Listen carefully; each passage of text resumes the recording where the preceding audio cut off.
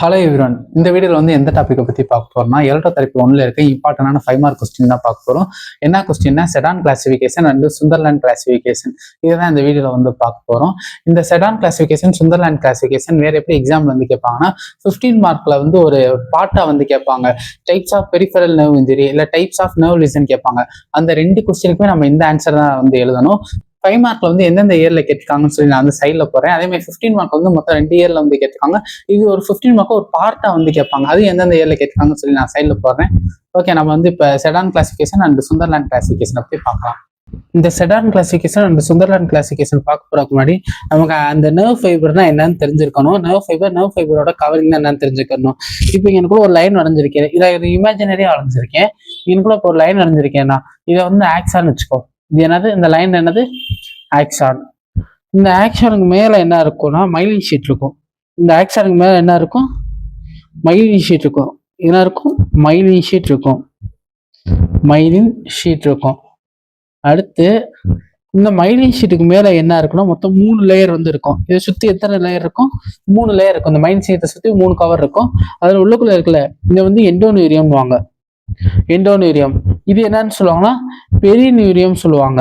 அடுத்து இது என்னன்னு சொல்லுவாங்க, கடைசியில இருக்குல்ல, இது என்ன சொல்லுவாங்க? எபினியூரியம் சொல்லுவாங்க. இப்ப இந்த இதான் நர்வ் ஃபைபர். நர்வ் ஃபைபரோட ஸ்ட்ரக்சர் நமக்கு தெரிஞ்சானா செடான் கிளாசிஃபிகேஷன் இந்த சுந்தர்லேண்ட் கிளாசிஃபிகேஷன் ரொம்ப ஈஸியா இருக்கும். ஆக்சான் இருக்கும். இந்த ஆக்சானுக்கு மேல இந்த மைலின் ஷீட் இருக்கும். இந்த மைலின் ஷீட்டை சுத்தி என்ன இருக்கும்? நமக்கு எண்டோனியூரியம், பெரினியூரியம், எபினியூரியம் இருக்கும். இப்போ நம்ம ஸ்ட்ரக்சரை பத்தி பார்த்துறோம். அடுத்து ஃபங்க்ஷனை பத்தி பார்ப்போம். இப்போ ஆக்சான் இருக்கா, ஆக்சானோட ஃபங்க்ஷன் என்னதுன்னா இது வழியா தான் இம்பல்ஸ் போகும். இம்பல்ஸா என்னது போ? இம்பல்ஸா என்னதுன்னா ஒரு இன்ஃபர்மேஷன் கடத்துறது. இப்போ இந்த நர்வ்ல இருந்து எனக்குள்ள இதான் மசில் வச்சுக்கோவேன். இந்த நர்வ்ல இருந்து இந்த மசிலுக்கு ஒரு இம்பல்ஸ் மூலியமா தான் இன்ஃபர்மேஷன் போகும். இம்பல்ஸா என்னது? இன்ஃபர்மேஷன் வச்சுக்கோ. அந்த இன்ஃபர்மேஷன் ஸ்பீடா போறதுக்கு மைலின் ஷீட் ஹெல்ப் பண்ணும். இப்போ உனக்கு தெரிஞ்சிருக்கும் ஆக்சானா என்னது? ஆக்சான் இம்பல்ஸ் கடத்தும். அந்த இம்பல்ஸ் ஸ்பீடா கொண்டு போறதுக்கு எது ஹெல்ப் பண்ணும்? மைலின் ஷீட் ஹெல்ப் பண்ணும். இப்போ நம்ம என்ன பார்க்கணும்னா Seddon classification, Sunderland classification line by line பார்க்க போறோம். Types of nerve fiber. Introduction. The Sedan classification is a system used to classify peripheral nerve injury based on the severity and the extension of damage. Point meaning என்ன சொல்றாங்கன்னா, இந்த Seddon classification இருக்குல்ல, இந்த Seddon classification 3 இதை பிரிச்சிருப்பாங்க. எப்படி இந்த 3 இதை பிரிச்சிருப்பாங்கன்னா, அந்த நர்வ் எந்த லெவலுக்கு எவ்வளவு சிவியரா டேமேஜ் ஆயிருக்கு அதான் சிவியாரிட்டின்வாங்க. அதே அந்த நர்வ்ல எந்தெந்த பார்ட்ஸா டேமேஜ் ஆயிருக்கு அது எக்ஸ்டென்ஷன்வாங்க. நர்வ்ன்றா எந்த நர்வ் தான்? பெரிஃபரல் நர்வ் இன்ஜுரின்றாங்க. பெரிஃபரல் நர்வ் தான் என்னது? பிரெயினும் ஸ்பைனல் கார்டும் தவிர மற்ற நர்வ் நம்ம உடம்புல இருக்கும்ல, அந்த நர்வ் எல்லாமே என்ன சொல்லுவாங்க? பெரிஃபரல் நர்வ்னுவாங்க. அந்த பெரிஃபரல் நர்வ் எந்த அளவுக்கு சிவியரா டேமேஜ் ஆயிருக்கு, அதே மாதிரி அந்த பெரிஃபரல் நர்வ்ல எந்தெந்த பார்ட்ஸா அஃபெக்ட் ஆயிருக்கு, அதான் எக்ஸ்டென்ஷன், எந்தெந்த பார்ட்டா டேமேஜ் ஆயிருக்கு அதை பத்தி சொல்றதுதான் செடான் கிளாசிஃபிகேஷன். இந்த செடான் கிளாசிஃபிகேஷன் மொத்தம் 3 விதமா பிரிச்சிருப்பாங்க. அதுல ஃபர்ஸ்ட் ஒன் என்னதுன்னா டைப்ஸ் ஆஃப் நர்வ் இன்ஜுரி. அதுல செடான் கிளாசிஃபிகேஷன் பார்க்குறோம். ஃபர்ஸ்ட் ஒன் என்னன்னா நியூரோபெராக்சியா. நியூரோபெராக்சியா அப்படின்னா என்னதுன்னா definition temporary loss of nerve conduction without any anatomical damage to the axon. ஆக்சன்ல எந்த ஒரு டேமேஜுமே இல்லைன்றாங்க. ஆனா நர்வோட கண்டக்ஷன் மட்டும் லாஸ் ஆயிடுது. நர்வோட கண்டக்ஷன் என்னதுன்னா நான் சொன்னேன், நர்வ்ல இம்பல்ஸ் போகும். அந்த இம்பல்ஸ் வழியா தான் இன்ஃபர்மேஷன் போகும். அந்த நர்வோட இன்ஃபர்மேஷனா என்ன சொல்றாங்க? கண்டக்ஷன். அந்த கண்டக்ஷன் கொஞ்ச நேரத்துக்கு ஸ்டாப் ஆயிருக்கும். அதான் என்ன சொல்றாங்க? நியூரோபெராக்சியா. அந்த நியூரோபெராக்சியால ஆக்சான்ல எந்த ஒரு டேமேஜும் இருக்காது. அனாட்டமிக்கா ஸ்ட்ரக்சர்ன்றாங்க. ஸ்ட்ரக்சரா எந்த ஒரு டேமேஜும் இருக்காது. மைல்டு டீமைலினேஷன் நியூரோபெராக்சியால டீமைலினேஷன் மட்டும் நடக்கும். அது மைல்டா நடக்கும். டீமைலினேஷன் என்னது?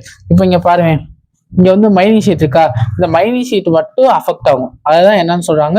டீமைலினேஷன்றாங்க. இப்போ இந்த மைலின் ஷீட் அஃபெக்ட் ஆகிறதுனால என்ன ஆகும்?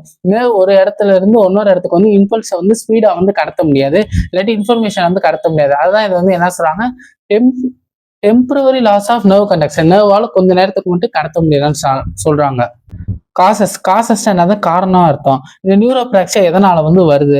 Due to the compression or mild stretch. அந்த நர்வ் மைல்டா நம்ம ஸ்ட்ரெச் பண்ணனால, இழுக்கிறனாலையும் இல்லாட்டி அந்த நர்வ்ல எது கம்ப்ரஷன் ஏற்படுறதுனாலதான் என்ன நடக்குது? நமக்கு நியூரோபிராக்சியா நடக்குது. ரெக்கவரி என்னன்னா full recovery occur within a days or week. ஒரு நாட்கள்லயோ இல்ல வாரங்கள்லயோ நமக்கு இது ஃபுல்லா ரெக்கவரி நடந்துடும். இதுக்கு ஒரு எக்ஸாம்பிள் சொல்லணும்னா, நம்ம படுத்துருவோம். படுத்திருக்கும் போது என்ன திடீர்னு நம்ம கை மரத்து போன தன்மை மாதிரி வரும்ல, அதுதான் நியூரோபிராக்சியான்வாங்க.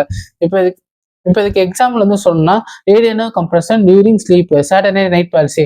ஒரு இமேஜ் காட்டேன் பாருங்க, அந்த இமேஜ்ல ஒருத்தர் படுத்திருப்பாரு. இப்படி படுத்திருக்கும் போது என்ன ஆகும்னா அவரோட கையில வந்து ரேடியல் நர்வ் வந்து என்ன ஆயிரும், கம்ப்ரஷன் ஆயிரும். கம்ப்ரஷன் ஆகுனா என்ன சொல்லுவாங்க, சாட்டர்டே நைட் பாலிசின்னு. இந்த கம்ப்ரஷன் வந்து ஏதாவது ஒரு வாரத்திலேயோ இல்ல நாட்கள்லயோ வந்து இது வந்து சரியாயிருன்னு சொல்றாங்க. ட்ரீட்மெண்ட் கன்சர்வேட்டிவ் ட்ரீட்மெண்ட் மட்டும் இருந்தா போதும், எந்த ஒரு சர்ஜரியும் தேவையில்லை. கன்சர்வேட்டிவ் ட்ரீட்மெண்ட்னா ஃபார் எக்ஸாம்பிள் டேப்லெட்ஸ் இருக்கு, பிசியோதெரப்பி பண்றது, இதெல்லாம் கன்சர்வேட்டிவ் ட்ரீட்மெண்ட். சர்ஜரி இல்லாம பண்ற ட்ரீட்மெண்ட் வந்து கன்சர்வேட்டிவ் ட்ரீட்மெண்ட் வாங்க. இதுதான் ஃபர்ஸ்ட் ஸ்டெப்.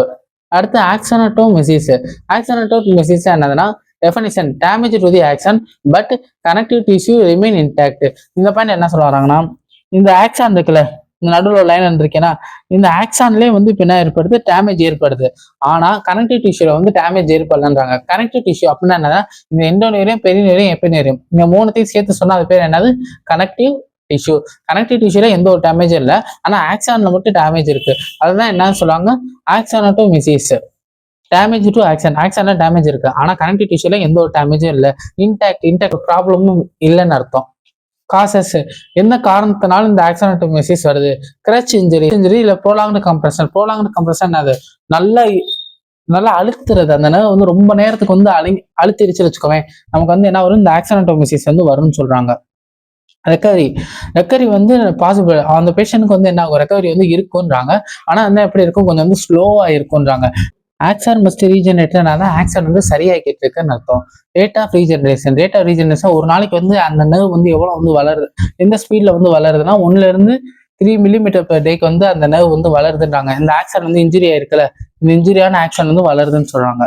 அடுத்து ட்ரீட்மெண்ட் வந்து ஃபர்ஸ்ட் வந்து கன்சர்வேட்டிவ் ட்ரீட்மெண்ட் தான் பண்ணணும். அதுல வந்து நம்ம பிசியோதெரப்பி இந்த மாதிரி பண்ணி அது சரியாலாட்டி தான் நம்ம என்ன பண்ணணும், சர்ஜரிக்கு வந்து போகணுன்றாங்க. Surgery maybe needed if no recovery இல்லாட்டி தான் நம்ம வந்து சர்ஜரி போகணுன்றாங்க. அடுத்து வந்து நியூரோதிசிஸ் வந்து பார்க்க போறோம். நியூரோதிசிஸ் என்னதுன்னா definition complete disturbance of axon and surrounding connective tissue. இதுல வந்து என்ன சொல்றாங்கன்னா, ஆக்சானும் டேமேஜ் ஆகுது, அது சுத்தி இருக்க அந்த கனெக்டிவ் டிஷ்யூ இருக்குல்ல, கனெக்டிவ் டிஷ்யூ வந்து டேமேஜ் ஆகுதுன்றாங்க. ஆக்சானும் இருக்காது, அதே மாதிரி கனெக்டிவ் டிஷ்யூ இது எல்லாமே வந்து டேமேஜ் ஆயிரும். இதுதான் என்ன சொல்றாங்க, காசஸ் தான் காரணம். இந்த காரணத்தினாலதான் நமக்கு என்ன வந்துச்சு, நியூரோதிசிஸ் வந்து வந்துச்சு. ஃபார் எக்ஸாம்பிள் பெனிட்ரேட்டிங் இன்ஜுரி தான் என்னது, கத்தி எடுத்து குத்துறது, இல்லாட்டி வந்து கன் ஷாட் தான் வந்து பெனிட்ரேட்டிங் இன்ஜுரி. லாசரேஷன் எப்படி இருக்கும் நான் காட்டுறேன். சிவியர் ஸ்ட்ரெச், நல்லா அந்த நர்வ் வந்து இழுத்துட்டாங்கன்னு வச்சுக்கோவேன், இழுத்து பிச்சுட்டாங்க. எதை பிச்சுட்டாங்க, ஆக்சானே பிச்சுட்டாங்க, அதே மாதிரி சுத்தி இருக்க கனெக்டிவ் டிஷ்யூ பிச்சுட்டாங்க. அப்படின்னா நமக்கு என்ன வரும், நியூரோதிசிஸ் வந்து வரும். பார்த்தீங்கன்னா அது தானாகவே சரியாகாது. அதான் இது வந்து நோ ஸ்பான்டேனியஸ் ரெக்கவரின்றாங்க. இதுக்கு வந்து சர்ஜரி பண்ணி தான் நம்மளால வந்து சரி பண்ண முடியும். இதுக்கு ஒரு எக்ஸாம்பிள் சொல்றாங்க, complete cut of nerve during the accident or surgery. ஒரு ஆக்சிடென்ட் ஆகும்போதோ இல்லாட்டி வந்து நம்ம சர்ஜரி பண்ணிக்கிட்டு இருக்கோம், நர்வ் வந்து கம்ப்ளீட்டா வந்து கட் ஆயிரும். அப்பதான் வந்து நமக்கு என்ன நடக்கும், இந்த நியூரோதெசிஸ் வந்து நடக்கும். இதுல வந்து எம் வந்து சைலண்ட். ஓகே, நியூரோதெசிஸ். அடுத்து சுந்தர்லேண்ட் கிளாசிஃபிகேஷன் வந்து பார்க்க போறோம். Definition The Sunderland classification describe the severity of peripheral nerve injury more detailed than the sedent. Peripheral nerve தான் நான் என்னன்னு சொன்னேன், பிரெயினி ஸ்பைனல் கார்டையும் தவிர இருக்கிற மற்ற உடம்புல இருக்க எல்லா நர்வும் என்னன்னு சொல்லுவாங்க, பெரிஃபரல் நர்வ்னு சொல்லுவாங்க. பெரிஃபரல் நர்வ் உனக்கு ஒரு எக்ஸாம்பிள் சொன்னா, கையில வரும்ல மீடியல் நர்வ், ரேடியல் நர்வ், அல்லா நர்வ், அடுத்து காலில் வர அந்த சயாட்டிக் நர்வ், இது எல்லாமே என்னது, பெரிஃபரல் நர்வ் தான். இங்கதான் வந்து பெரிஃபரல் நர்வ்னுவாங்க. இந்த பெரிஃபரல் நர்வ் எவ்வளவு சிவியரா வந்து டேமேஜ் ஆயிருக்கு, அது வந்து செடான் கிளாசிஃபிகேஷனை கம்பேர் பண்ணும்போது இதுல வந்து நல்லா டீட்டெயிலா வந்து சொல்லியிருப்பாங்கன்றாங்க. இந்த Sunderland classification, Sunderland's 5 grade of nerve injury. நம்ம செடான் கிளாசிஃபிகேஷன்ல பார்த்தோம்ல, அதுல வந்து 3 தான் வந்து பிரிப்பாங்க. செடான் கிளாசிஃபிகேஷன் எப்படி பிரிப்பாங்க, ஃபர்ஸ்ட் ஒன்று வந்து என்னது, நியூரோபராக்சியா, செகண்ட் ஒன்று என்னது, ஆக்சனோடோமெசிஸ், தேர்ட் ஒன்று என்னது, நியூரோதெசிஸ். இந்த மாதிரி 3ஆ பிரிக்கிறாங்களே, அதே மாதிரி சுந்தர்லேண்ட் கிளாசிஃபிகேஷனே வந்து 5ஆ பிரிக்கிறாங்க, 5 கிரேடா வந்து பிரிக்கிறாங்க. அதான் இங்க என்ன கொடுத்துருக்காங்க, 5 கிரேடுன்றாங்க. Grade 1, grade 2, grade 3, grade 4, grade 5, இந்த மாதிரி வந்து 5ஆ வந்து பிரிக்கிறாங்க. இப்போ கிரேட் 1ல பார்க்குறோம். கிரேட் 1க்கு ஒன்னொரு பேர் என்ன, நியூரோபிராக்சியான்றாங்க.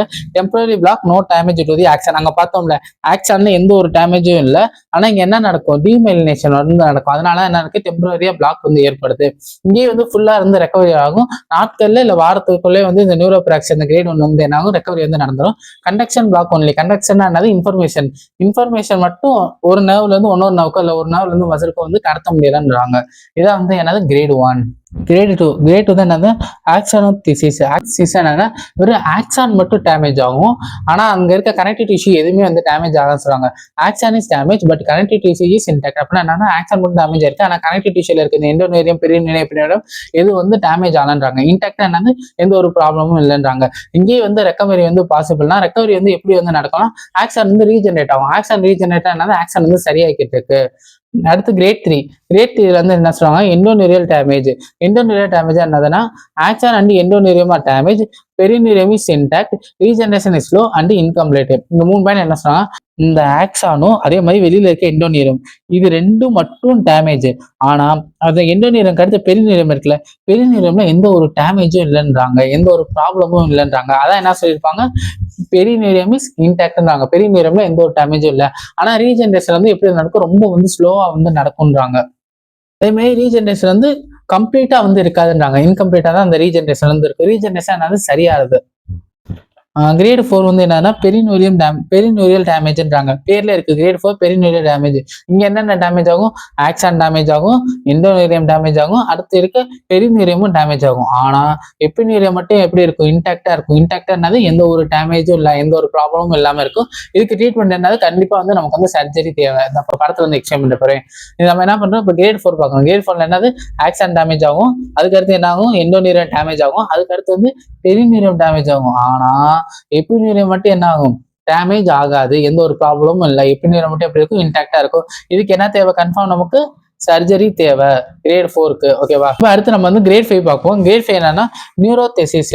வந்து சேர்ந்து நியூரோதெசிஸ் கம்ப்ளீட் நர்வ் டிரான்சாக்ஷன்.